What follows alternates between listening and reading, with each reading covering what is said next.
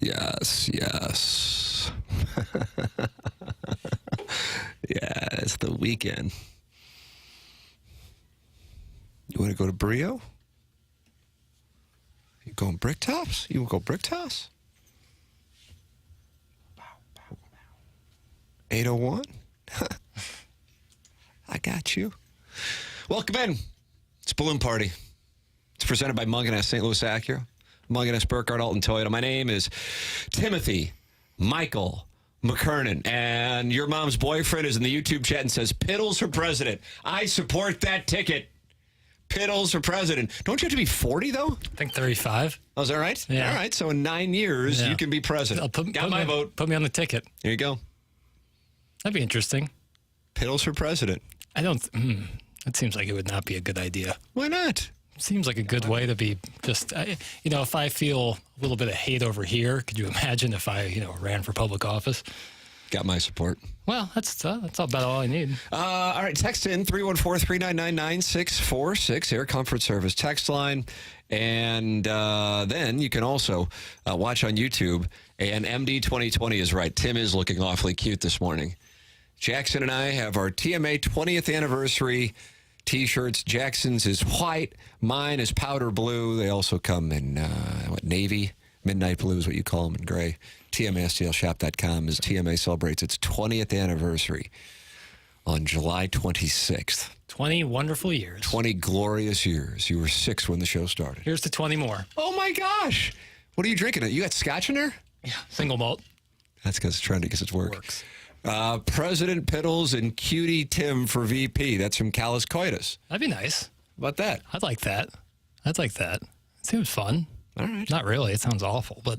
Well, hold on. You just got to be president. Yeah. I don't know. You could watch the association anytime you want. Yeah, that'd be great. Always have courtside seats. Do you think they'd be like, why is the president at every, other Grizzlies game? You think that'd be the new golf round? I could see that being a talking point at some point. Also a talking point, what some people I think got confused what you meant if they were listening to TMA this morning. You made a statement regarding the St. Louis baseball Cardinals and the St. Louis ice hockey Blues and the Sacramento Kings. And I just want you to have the opportunity here on 101 ESPN to clarify. So go ahead. So the question was posed to me on TMA. Again, 20th anniversary. Get your shirts right now at TMASTLshop.com. Then you can look cute like us. Bingo. And have takes like these. Mm-hmm. It was posed to me, you put in a situation... By Douglas Elvin Vaughn. Yeah, the one and only. The Khaki Smoke Show. And it was posed to me that, if you could trade the St. Louis baseball Cardinals for an NBA franchise, would you do it? And I didn't say definitively no. Oh, sweet. But I certainly didn't say definitively yes. And then you started yelling, light the beam, which, of course, everybody in the audience knows is the Sacramento Kings. Well, Doug... Battle cry. Doug is well-versed. Doug could be my campaign strategist because he knows how to ask a leading question. So when it says, the Kings, it's just an NBA franchise. It doesn't matter who. It could be expansion. Kings would be great. It'd be great to have De'Aaron Fox and Sabonis here. But it could be any team. And the Cardinals is just tough because I love the history. I love watching the Cardinals. I'm a huge Cardinal fan. But, in a vacuum, would I trade an MLB team for an NBA team? Yes, all day long. But the Cardinals is where I'm probably not. Probably not. I mean, again, you put the man to the test with an actual situation. Let me rephrase it. Would you trade the St. Louis Blues for the Sacramento Kings? It's a yes or no question. Judge? I feel like I should preface this with a lot, and I feel like if counsel was here, they would tell me not to answer this. I can't believe counsel allowed you on the stand, candidly. Yeah, I can't either. Yes. With that, I watched his soul leave his body. Well, 314-399-9646, Air Comfort Service. Jay Apple just said, oh, God. I know. The YouTube chat. He knows what's coming. I know. We got to wear this one. But this is, and I want this to be clear. This is personal preference here. Like if you're asking the sports I like basketball. Text inbox might break. So yes, this is what I would answer. But like one person's opinion shouldn't get you so fired up, especially when it's, winter sport. It shouldn't. I just wanted it out there that this is personal preference. And I hate to interrupt. There's breaking news because please let something else. At 10:05, your mom's boyfriend nominated you for president. And now at 10:10, your mom's boyfriend has just retracted the nomination. So that is no longer in play. I don't know what happened. I don't know. Some photos got out. Right. Yeah. Skeletons in the closet. Or it was just the light the beam for the Blue Note. Yeah. Listen, and again, personal preference, it's not like I'm like, and this is tough. This is really tough. Like I'm sheepish and I might be coming across as such because, I like my job, but like in a vacuum, personal preference, yes, I would. Will it ever happen? No. And I understand people love the Blues and that's great. And I really enjoyed watching the 2019 Blues run. And I applaud people who get passionate about it because passion is what drives all of us. However, my passion lies in the sport of hoop rock and basketball. And so if presented the opportunity, I would do almost anything to get a team here. I'm in lockstep with the Grape Ape Auto Detailing and have been since day one. And the Grape Ape Auto Detailing says, may God have mercy on your soul today, Piddles. Listen, if that's what takes me down, that's what takes me down. But So what do you think? Rockio comes in here starting Monday? Is that what it'll be? He's good. Stay in He's here? talented. Yeah. Rock's good. He would answer the question the same way What as me, about probably. T-Diddy? Tanner's great too. Yeah, I mean, But Marsh. Would it be tough? Would it be tough for you to watch Marsh come in here?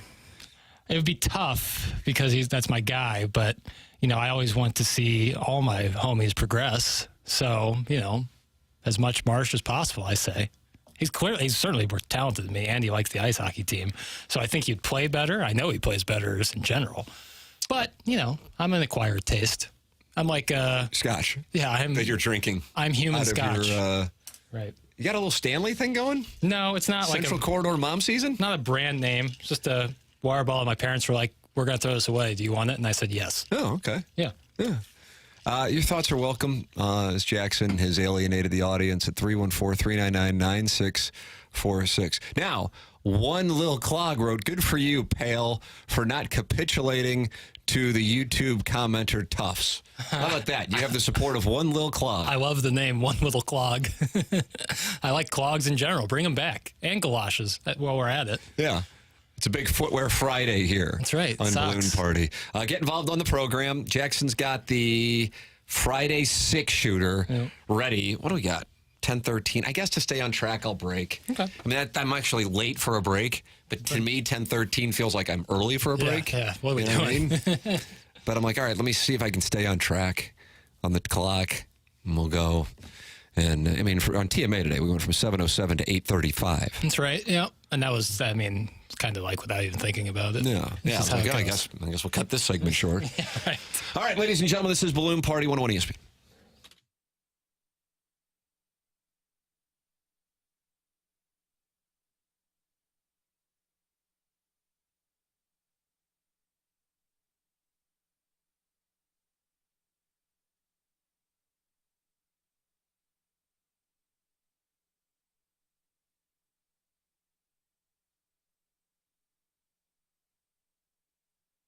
James Carlton State Farm Insurance Agency, 374 5-star reviews when you type James Carlton's name in Google. Yep, that's right, 374 5-star reviews, and there's a constant there.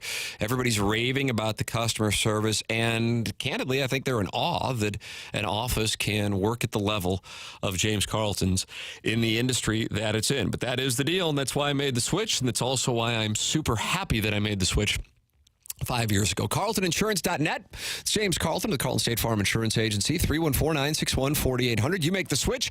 They do all the paperwork for you. It's James Carlton in Webster Groves. CarltonInsurance.net. 314-961-4800. Make the switch. They'll do all the paperwork for you, and you'll be thrilled with the result of now working with the absolute best. CarltonInsurance.net. 314-961-4800.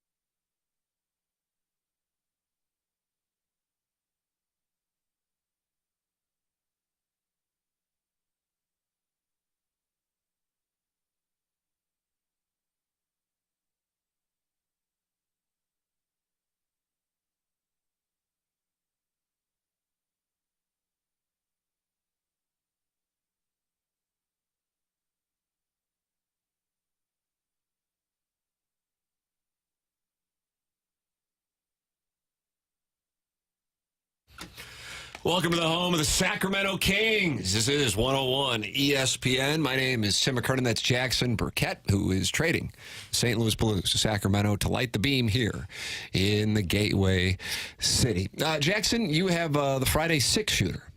Indeed, I do. I don't know why I said it with that accent. Yeah, what was that? That was like, you know what that reminded me of? I'll tell you exactly what that was. Have you seen the episode of Different Strokes when Conrad Bain dresses up like a lady and plays his sister? Yeah, no, a week doesn't go by where I don't revisit that episode of Different Strokes. That's what that accent sounded like, Mr. Drummond. And that was brave of Conrad Bain at a time where that just wasn't as common. Who played Mr. Drummond? Conrad Bain. Oh, okay. Nice show prep, ass. What about his wife? What was her name? Oh, Dixie. And who was Dingbat? That was Vera on Alice, okay. Mel Sharple's. Got it. Okay. Different program. Right. Same era, different program. And Flo said, "Kiss my grits." Right. Who's Ma'am? Ma'am was George Papadopoulos' wife on Webster. Got it. Okay. It's hard to keep all these things straight. I mean, if you do show prep, it is. It's true. I've missed out. I was too busy lighting the beam, watching game film with Bronny. All right, 6-shooter. Let's fire it up. What? This is me. It's a delay tactic, time. in case anybody can't pick up on it. I don't know. I mean, visually, it's very obvious, but I don't know if audio-wise you can tell it's a delay tactic. It is. Right, here we go. Question 1. As you look at the second half of the Cardinals season, what remains the biggest question mark for the Cardinals to reach a level of relative success? What elements are you confident will remain/return? What is relative? Can I ask that? I hate to interrupt, but can I ask that? What is relative? Because, I mean, right now they're a playoff team. Right. Well, there you go. So I think yesterday we talked about, like, how many true great baseball teams are there in Major League Baseball right now? I think you can definitively say the Phillies, Dodgers, Guardians. I can't figure out the Guardians for the life of me. They hit the ball, man. They do rake. They hit the ball. Like I at the beginning, I was like, yeah, they'll come back to earth, and yet they've still been. I mean, Guardians strike me as a team that has a great regular season and goes out in one of the 30 rounds of the baseball playoffs. Yeah, I would agree. I think their contemporary is the Brewers, but I just think they're a little bit better than the Brewers, because they're both Central Division teams with big leads in the division, but that's maybe not a reflection on them. Maybe are you discriminating against the teams from the Midwest and in the upper Midwest? Yeah, because they're not very good, or most of them are middle of the road. So I think if we can establish that at most there's 4, and if you're being generous, 5 great baseball teams, that would be definitive success. Relative success, I would consider, like sneaking into the playoffs, being one of the last couple seeds in the wild card team. I think for this team, that would be relative success coming off of the season they had last year and not doing a lot outside of pitching and really outside of Sonny Gray to add to the team. And honestly, subtract, because you're just like, no Jordan Walker, you're getting nothing out of Goldie Arenado. Jordan Walker last night, by the way. That's good news. I'm holding on to that. I would never trade him. Oh, I'm not. I know, but just of course, I'm just saying, like, I would wait it out to the very end with him. You just pivoted. I've wanted to get it off my chest for a while now. Is that right? Is that on the 6-shooter today? Not really, no. I just, I'm so tired of seeing other young players be successful, and if that happened with Jordan Walker and they got rid of him and he was awesome, I would blow a gasket. Then I would trade them for the Kings. You would trade the Cardinals for the Sacramento Kings, so they're gone as well. Yeah, so if you're listening right now, Mo, just know that you could be moving to Sacramento. Yep. All right. So what? Okay. Now that we've determined what relative success is, getting into the playoffs. Yes. Okay. All right. So then, what is your question regarding that? The question is, what elements are you confident will remain or return? What elements of the club, and then what do you think will begin to falter, if anything? I would short the bullpen. Just on usage.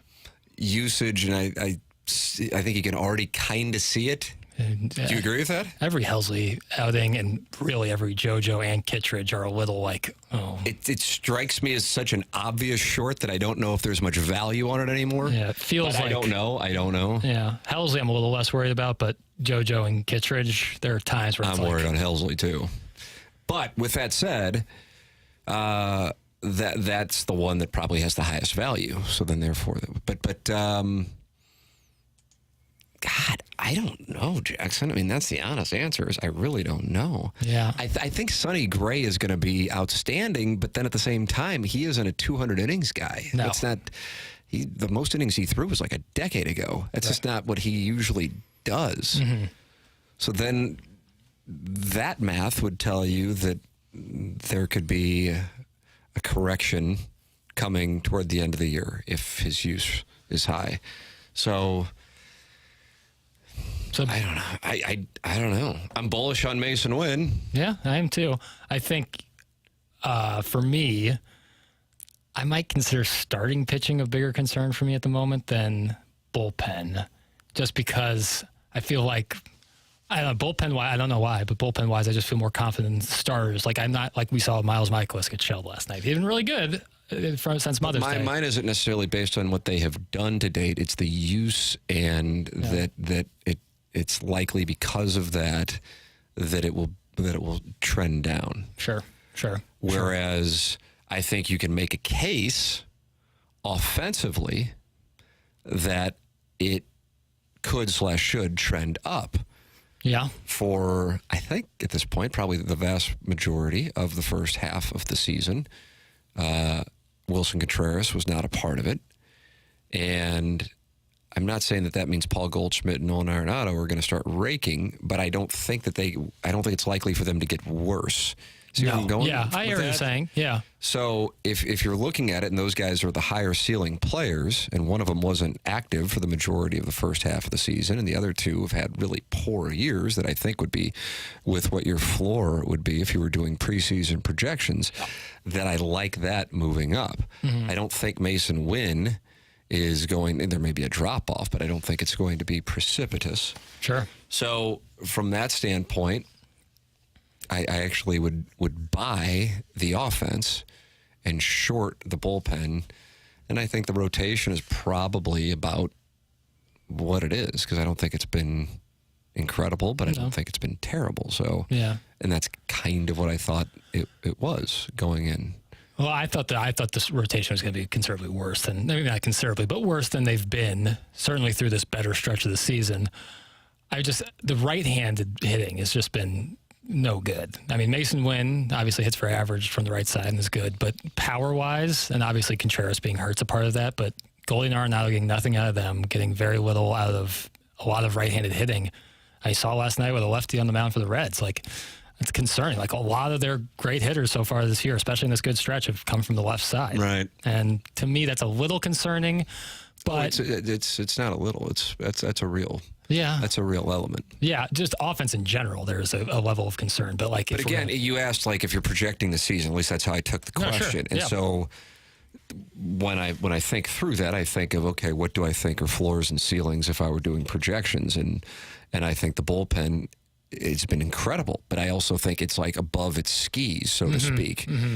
You know, the 2015 Royals had that setup where if you were losing after the sixth inning, you were effed. Yeah. Because they had, I don't remember the exact names. Was it Herrera and Holland and Darnell Coles, I think, came out. Yeah, Stubby. And Stubby Clapp. Yeah. Wow, I didn't realize it was four.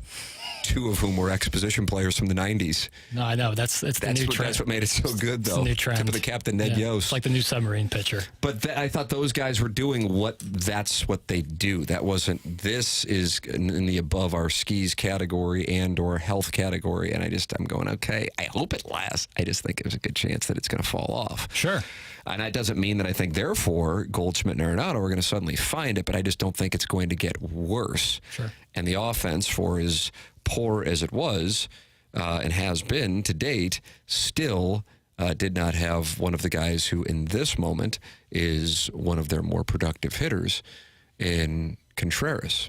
Yeah. So, therefore, I would buy that, not because that means I think they're going to kill it, but because if we were pricing these things, that would be where the value is. Yeah. You'd be buying the bullpen at its highest price point. Yeah. And I think an undercurrent to this entire conversation is, well, there's the question mark of what can you do at the deadline. And every time I look at an article posted about what you can do at the deadline and all these players that might be available, I just don't know what the Cardinals have of value like a real value. Like the Helsley thing is value, but you would need a team that like is in desperate need of like a really solid closer.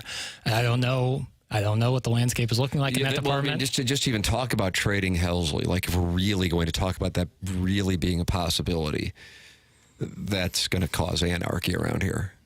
And the reasoning for that is the majority of the fan base would go, my God, you're giving up on the season and you're in the playoff spot, or either way. I mean, barring a absolute collapse, they're going to be in the mix for a playoff spot. Yeah. It's the nature of the playoff system, but it's also the nature of the National League in 2024. Yeah. I mean, remember what happened when the Brewers traded Josh Hader right at the deadline and they were in contention. Now, granted, they had Devin Williams and the best changeup in baseball. I'd be shocked if the Cardinals were in sell mode. Yeah. Shocked. Yeah.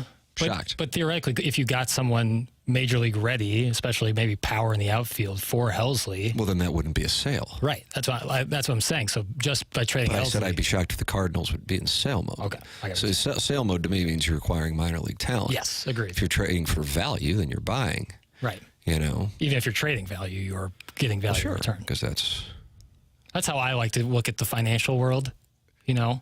Like I can give you something of value, and then in return, you give me something of value. Nice. Like the Kings. Look at that. Look at you. Yeah, like the Kings. Like the Sacramento Kings. LA Kings. Two hockey city. I've changed my tenor. Hold on a second. You want the Los Angeles Kings to move here instead of the Sacramento Kings? Is that what you were talking about the whole time? Well, two hockey city. We'll become a two hockey city. Is there any out there? Like there's two hockey cities. Is there a two hockey there's city? There's a word missing. I guess there's a three. I guess, well, Islanders. This is the point in the show where Rangers, Jackson Devils. starts to argue with himself. But I don't know. I mean, same market. Huh. You're talking Rangers, Islanders, and Devils? Yeah. I guess that's all one city. So, all right, well, let's take one of them. Well, I tell the people in Jersey that they're in New York. Happy to. They'll fight you right then and there. Happy to. They have the Brooklyn Nets. Yeah, but they'll fight you right They then have like and a there. million picks. I'm just telling you, they'll fight you right then and there. Jackson, we got a break. Because you know why? It's 10:29 and I'm staying on the clock today. I'm proud of you. Yeah, look at me. I'm all grown up and I'm all grown up. This is Balloon Party on 101 ESPN.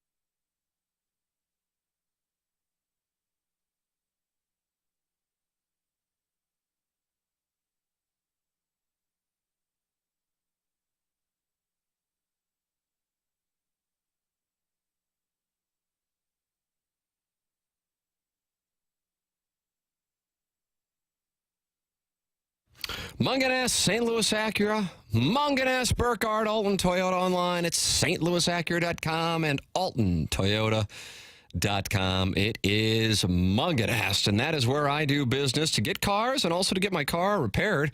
In the midst of doing that as we speak right now, because we dealt with that hailstorm in the St. Louis area about a month ago, and my wife's car, is out there right now, getting tended to by the great Ryan Seiberg in the service department. If you are in the market for a new car, you can get a new car with no money down and a $589 a month lease payment at Munganess, St. Louis Acura, and Munganess, Burkhardt, Alton Toyota. That's the TMA Loyal Listener Special. We're bringing it to Balloon Party. That's right, 2024 Acura MDX Premium, and you're getting it for $589 a month with no money down. That's a brand new car, no money down, $589 a month. And this is a great car, too. It's an Acura MDX Premium. It's a 2024. And you're working with the best. Online, it's stlouisacura.com and altontoyota.com.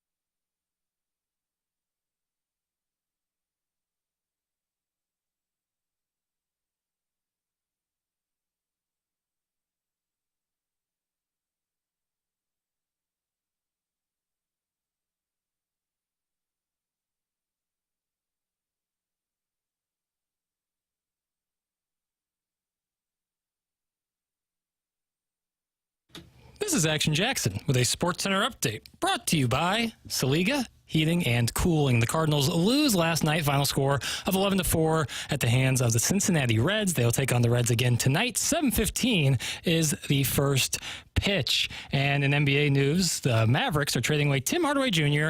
to the Pistons. And Emmanuel Quickley and the Raptors are going to reach a $175 million deal. I'm just reading that right now. Shout out to Emmanuel Quickley. That was another SportsCenter update brought to you by Saliga Heating and Cooling, an independent American Standard heating and air conditioning dealer.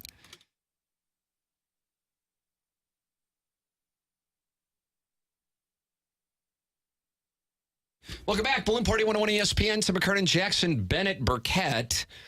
314-399-9646, Air Comfort Service text line. And then we've got the YouTube chat, and the Friends of the Feather are active as the day is long. And it's good to have them in there talking it over, Jackson. It is. It is. No matter what they're talking about, it's just nice to have people watching our show and chatting it over. Yeah. You know, like when you go watch a ball game at one of your friend's house. You know, you might not be talking about the game itself. What's on your itinerary this weekend? You going to watch the ball game at your friend's house? No. I was thinking about maybe going to the ball game tonight. I think I'm going to play some golf this afternoon. Log? Yeah, logged and bogey, obviously. For those who don't know, you know, playing 18. And then tomorrow, I think rain's in the forecast for tomorrow. Oh, no. Yeah, How does that impact your ball striking? Can you compress it in the rain? No, I can't compress it when it's dry either, so it doesn't really make a difference. No, I don't know. Do something Saturday night. Okay. Hang out. Sunday's usually laundry day. Laundry day. That's when I do my laundry. Is that right? Yeah. It's a whole ritual. Okay, fair enough. There's Jackson's weekend. Are you jealous? 314-399-9646. 3-day week after, 3-day week next week. Independence Day. Yeah, absolutely. Ain't that America for you and me? Ain't that America? We're something to see. Ain't that America? Home of the free. Little pink houses. Brought that up a couple of times. Is Thursday for 4th of July like the optimal date in terms of like having time off from work? That's actually a great question. I think it maybe Monday? No. I'm going to give you another one. I'm interested here. I think Wednesday is live. But then a company's put in a tough spot. Like, how many do you give off the 3rd and 5th? Now you're taking 3 days. You give off the 3rd and 5th and 4th and 5th, and then have people come back on Friday. I think Wednesday might be the toughest. But then a lot of people, we got a 5-day weekend with only one vacation day. Yeah, okay, I see what you're saying there. Yeah, Assuming you get the 5th. Yeah, you got to get the 5th. We're lucky enough to get the 5th. We're lucky enough to get the 5th, so we're getting a 4-day weekend out of it. I think I might go with Thursday. The worst would be like Saturday, because then you might just get no days off. And you'll probably get Friesman. Yeah, That's not bad. So 3-day weekend. The 4-day weekend? Pawn City. No, that's the best. Yeah. And then like people will probably take like a half day on Wednesday too. Travel if they have to. That's right. I love Independence Day. Look at you. I Proud do. American. Yeah, fireworks, hot dogs. Look at you. Popsicles. You're a champion is what you are. All right, what's the next question here on... Yeah, let's see if you still think that at the end of this segment. Oh, my God. Question 2. Okay, I like this question. I mean, it's your list, so I would hope so. Yeah, it's not always the case. When looking at a team... There are people who create the questions for you? Are you horse plowing me in here today? No, of course not. This is the mind of Piddles and Piddles alone. All right. When looking at a team's mindset, this is just any team. Okay. Both in the long and short term, how do you think they decide when it's time to go all in and leverage their future to win ASAP, and when a team decides to play the long game? Do you think, like often in life, that making a clear choice is better than hesitating or trying to straddle the fence? Locally, how would you categorize our teams, and do you think fans would appreciate a clearer objective? Well, I mean, I feel like I talk about this a lot, so I'm revisiting it. Don't you feel like I talk about this a lot? The last part, yes, but I think the first two parts of it. So how does a team determine when to, is that what you said? When to go all in and leverage their future to win ASAP. And I truly, I know that this is very cliche, so I want to apologize in advance, but it's so organization by organization. Yeah. So for a number of years, and I'm talking about actually decades, the Cardinals could afford to be conservative because it was successful year after successful year after successful year after successful year and so on and so forth. But if, for example, all of a sudden now you're the Cubs in 2015 with they didn't win 100 games because the Cardinals did, but they were right there with the Pirates in upper 90s. The NL Central in 2015 was ridiculous. And then 2016 rolls around and you've got that team that wound up winning the World Series and you haven't won in forever. Your mindset is going to be a hell of a lot different than, say, the Cardinals because of the comparison and contrasting. I guess, I mean, I wouldn't put it to this extreme, but before the Blues won the Cup, and if you wanted to contrast it with the Blackhawks, who had the run that they had, the Blues may be more apt to be more aggressive if they were in the spot of being buyers at the deadline if they hadn't been in a position to win a cup. Right. So I think it's organization by organization. With regard to having a clear plan, I think it is incredibly valuable. I also think you have to be willing to pivot. Sure. But and maybe I'm off the mark on this, and maybe I overvalued, because this is the way I like to try to communicate with people, and it's what I would like from people. If somebody says something to me, I actually go, okay, it's gospel. And then if they don't keep their word, I have a tendency to, fade. But you just remember it, I suppose, would be the best way to describe it. Yeah. And you know what you're dealing with then at that point. So in a way, it's valuable because now you're dealing with somebody who you can't count on. But with regard to what the Blues are doing versus the Cardinals, I think the Blues have more equity because people feel like the Blues have a plan. With the Cardinals, I feel like it's been a lot of straddling. Okay. Yeah, I like that. I like the answer. And I like the question. Here's another one for you, Tim. You ever heard the start, bench, cut thing? Wait. Start something, you put one on the bench, and you cut one. So you can only keep two, essentially. Huh? 2000 Super Bowl, 2011 World Series, 2019 Stanley Cup run. Start, bench, cut.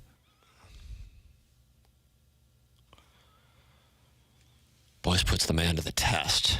Start, bench, cut. God. I mean, I know.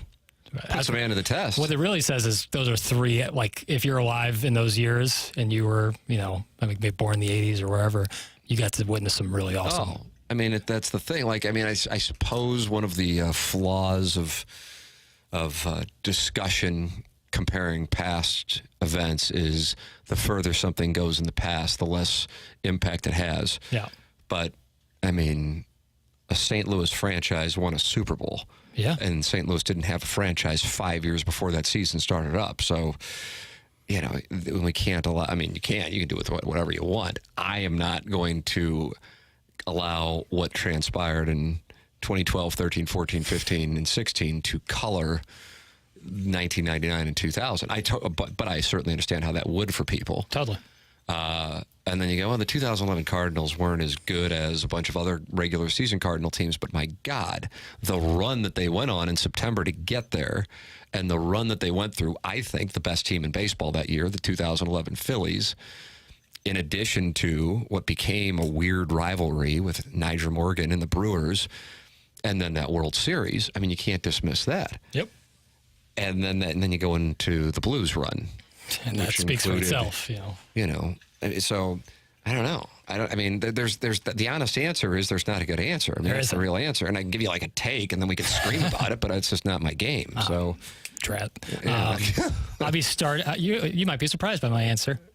And I mean, it's all grab-assery. Yeah, well, it's late June, brother. This is grab-ass season. I'll start 2019 Blues run. How about that? And that's. This is not the two hockey town thing. I was just placating. No. It's placating season. I would not. If you heard the beginning of the program, that's the last thing I'm doing here today. Even though I'm, I guess, running for president. Mm-hmm. And then I'm going to bench the 2011 Cardinals run only because, and I wanted to put out there that my favorite team in St. Louis when I was like sports conscious was the Rams. They were my thing. But I wasn't. So David Freese's home run is dead. No, David Freese's home run is benched. Okay. And cut is Kurt Warner in the 2000. I was 2 years old. I think that's probably, like, if people really had to play this ridiculous game, that's probably, but again, I think if the 2019 championship here was the Rams, I think it changes things. You see what I'm saying? Because of the recency. Yeah, I get that. And also what transpired with the Rams. What if I went David Freese home run, Pat Maroon goal against Dallas, and then the Mike Jones tackle? I understand the thought process there. I feel like this is a thing that I would see Stephen A. Smith screaming at somebody about. I got best father-son duos in sports after this, so pack a lunch, bro. I mean... Oh, yeah. I'm bad at this. I mean, weirdly, with regard to the Mike Jones tackle, I feel like the Ricky Pearl catch is just like underrated in NFL history. I had Ricky Pearl catch written down, deleted it for Mike Jones tackle. Because in the case of all three, when I include the Ricky, I think there was like confusion. So the Pat Maroon goal, you knew it was a goal. The David Freese home run, I like the David Freese triple more. Yeah. But either way, both great. And the Mike Jones, there was some confusion as to, is he in? Yeah. They cut to the sidelines. Dick Vermeil wasn't jumping up and down. He was like, that's it. We won. But it's because he wasn't sure. Yeah. For whatever reason, it looked like the crowd in the 1984 arena had gone to the Georgia Dome, and there was like a film of smoke throughout that game. I guess it was the halftime show, so it's like all smoky in the Georgia Dome, Yeah, that's not good. I don't know what so either way, but in Pearl's catch, Freeze's triple and home run, and Maroon's goal, they all were like, they take your breath away moments. Mm-hmm. Like, I remember when Pearl caught that ball and being at the game, I had to turn around to like hold myself up by grabbing that seat. I mean, it was just, you got to be kidding me, because you thought it was over, and it wasn't like 4th and 1 at the 1. Yeah, right. It was essentially midfield, and time was ticking. You're going, this thing is going to end, and this is going to be a disaster. To lose, this offense is going to get shut down like this to a team that nobody really thought was even going to be there in Tampa Bay. The Freeze thing, the home run, you were kind of free rolling. Yeah. Yes. It was the not. Triple, you were down to the last strike. Mm-hmm. And then and it came out of nowhere. I mean, I can't speak to everybody else here, but I know what I was thinking. I'm like, I'll watch this. I hope he doesn't strike out, just because I hate the strikeout when it's your team to win a World Series, for the opposition, I should say. And it didn't even cross my mind about the possibility of tying the game or a home run. Yeah. It didn't even cross my mind. Now, when he came up in the 11th, it did. Yeah, oh yeah. Because the Rangers had that guy out there who I just got the sense he didn't want to be there. Yeah. And when he was, there's a cutaway of Mark Lowe as he crosses the foul line to walk into the dugout. And he's just like a guy who, it's like Russell Henley at the 2023 Masters. I know you were all thinking it, so I'll be the one to say it. He's just leaving every putt short because he knows he's wetting himself on the back nine, that he's, oh my God, I'm on the leaderboard. If I go after the hole, I'll 3-putt it. There's not a doubt in my mind. I know I don't belong. Yeah. That was Mark Lowe. Yeah. And he's like, boy, I knew that was coming. Yeah. Yeah, but on the triple, I can tell you a quick anecdote. I was watching, of course, with my father, and he had his finger on the off button on the remote. Oh, so the second a lot of people did. Second it happened, Burkett. the second that if he struck out or grounded out, he wouldn't have to watch a second of the Rangers celebrating. That's how close. I understand. That's the same reason I walked out of Minute Maid Park before Pujols went yard on Lidge. Right. So angry about Lance Berkman hitting a Tony Gwynn base hit that became a home run in those Crawford boxes. Yeah. And then the Maroon goal. The thing about the Maroon goal, if we can take ourselves back 5 years and a month, is that for, I guess at that point, 3+ hours, because you're in the second overtime by now, yep. You're just like so tense. Because, and then the Stars nearly won it. Jamie Benn nearly wins it in the first overtime. Wraparound. And I recall my wife saying after the first overtime, like, this is insane. Like, this is too much. Yeah. This is too much. Like, it got to a point of, like, how much as a fan can you take? Yeah. Yeah. And the only thing that made it, I guess could have made it more intense would have been if it were Game 7 of the Stanley Cup Final, right, or Game 7 of the Western Conference Final. So, I don't know. It's tough. I'm trying to, like, put yourself back in, like, the emotions of the moment. and they all just are kind of take your breath. I mean, I remember I was living at Park Pacific in downtown St. Louis in 2011 for Freeze's thing. And I remember falling on the floor, like, and the handprints on the floor from that trip was just going, oh my God. And then he wins it, and I'm like, I have 4 tickets to Game 7, and I know that I could get God only knows how much for those tickets, but there wasn't a sweat as to what I was going to do. Yeah. I was taking my parents and I was taking my wife, and that was that. And it didn't matter. Somebody could offer me 5 figures. I was not selling those tickets because that was going to be the culmination of this incredible run. And Ozzie Smith was on TMA the next morning, and he said he was in studio, I believe, which is so random. The Wizard, yeah. I'm virtually certain he was in studio because I remember when he said it, I felt like I looked at it, but he's like, yeah, the Rangers aren't winning tonight. And that came from a place of he had lost a Game 6 of World Series in heartbreaking fashion in 1985. So he already knew. Yeah. He knew what was coming. And to the Rangers' credit, they jumped out to a lead. Yep. But it just didn't matter. You can't pick yourself off the map like that. And although the Astros did in 2005 during the Pujols home run, so they picked themselves off the mat that game. Hamilton rips a homer and that Beltre too. Yeah. So the Hamilton home run came after the Freeze triple. Right. Beltre one was before the Freeze triple. Yes. Yeah. Hamilton hit the home run, and it's like, oh my God. So all that was for naught. Yeah. And then Lance Berkman, who you just mentioned, has a huge double down to the last strike. That's right. It's good stuff. 10:51, the time check brought to you by Clarkson Jewelers. Your thoughts on Jackson's bench cut start game? I had a bad case of writer's block this morning. Oh, did you really? Oh, yeah. Badly. You know what? You're a sweet little prince. That's what I've just decided. Some days you don't have it. This is Balloon Party 101 ESPN.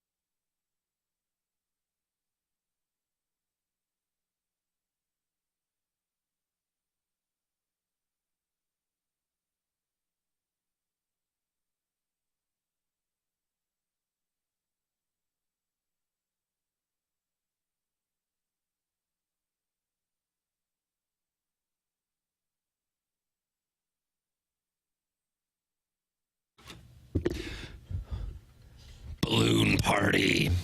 3 minutes left, Jackson. What are you going to do with it? It's up to you. It's 101 ESPN. Well, I'll give you a quick hitter. All right. Just always these awkward pauses.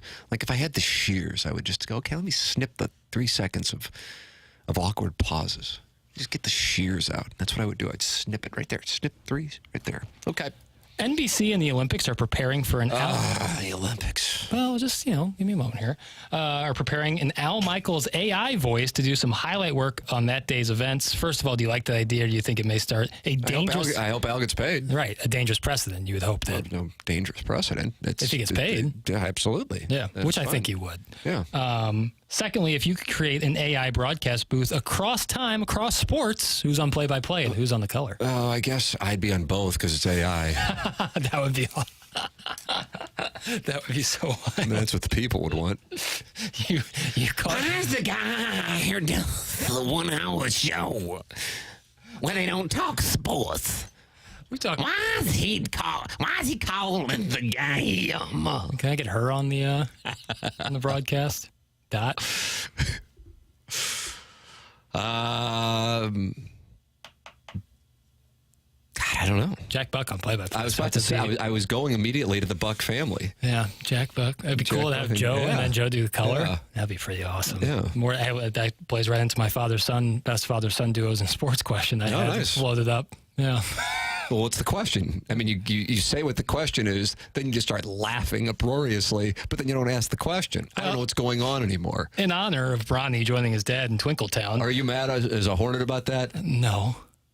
That doesn't bite. That seems like I don't know because I haven't had a chance to listen to Take Smiths today, but I'm looking forward to it. It's like, how do I spend my weekend? Oh, I listen to Takes. That's a Take Smith's paradise. Yeah. And then it's LeBron. It seems like it's a certain kind of Take Smith's paradise. If I feel like I know which accounts and shows I could find that would be really upset about it. Yes. All All correct. Is it, yeah. And isn't that just boring, though? Yeah, well, extremely, and it's so hack. Nice take, yeah. Well, Bronny wouldn't get drafted unless his dad was nice. No, really cool. Look around America. Nepotism flows in every channel. Usually, second-round picks in the NBA draft become superstars. Yeah, oh yeah. There's just millions of examples. To be fair, Nikola Jokic was a second-round pick. There you go. But foreign player, it's a whole different story. I'm not going to get into it. All I'll say is, Activated Jackson. I think it's really cool. Can't believe it took till 10:59 to get to Bronny. That one of the greatest players of all time gets to play with the Sun. I think that's an awesome thing, and I think that some should be celebrated. Instead, we get to crap on it because, I won't finish that sentence. Wow. Cryptic. But who do you think is the best father-son combo in sports history? Give me who you're thinking. Ken Griffey Jr. and Sr. That's where I was thinking, but I'm like, that can't be But it. just when he stole that catch from him, like that to me is like, we can talk about 4th of July in America. Yeah. That's like the coolest thing ever. Yeah. I love that. So I like stories like that. So that's where I'll go. And I also love Ken Griffey Jr. So I'll go with that. What? Even though people could probably point me to a better answer. But in terms of like when they actually played together, like that's just the coolest. Like, could you imagine playing with your dad on a pro sports team? Like how cool that would be. But of course, it has to be hated. Why does Ken Griffey Jr. have to be hated? No.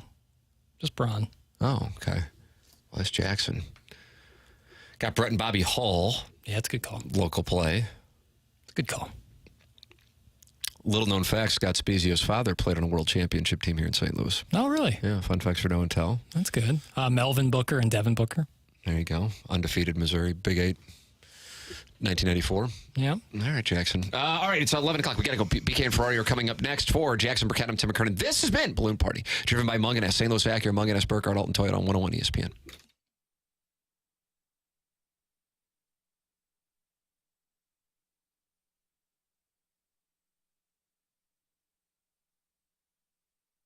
James Carlton, Carlton State Farm Insurance Agency, 314-961-4800. Go online at carltoninsurance.net. If your insurance costs a leg and an arm, call James Carlton State Farm. He is my insurance agent. I made the switch to work with James about 5 years ago, and I am thrilled that I did. And I hope that you make the switch as well, because when you do, they'll do all the paperwork for you, and you'll be working with the absolute best. That's why you see 374 five-star reviews for James Carlton and his team on the Carlton State Farm Insurance Agency. emergency Google review page. The service, second to none. They're proactive. They text you with updates to save you money, and really a great group of a large staff at James Carlton's office in Webster Groves. 314-961-4800 or go online at carltoninsurance.net. It's James Carlton.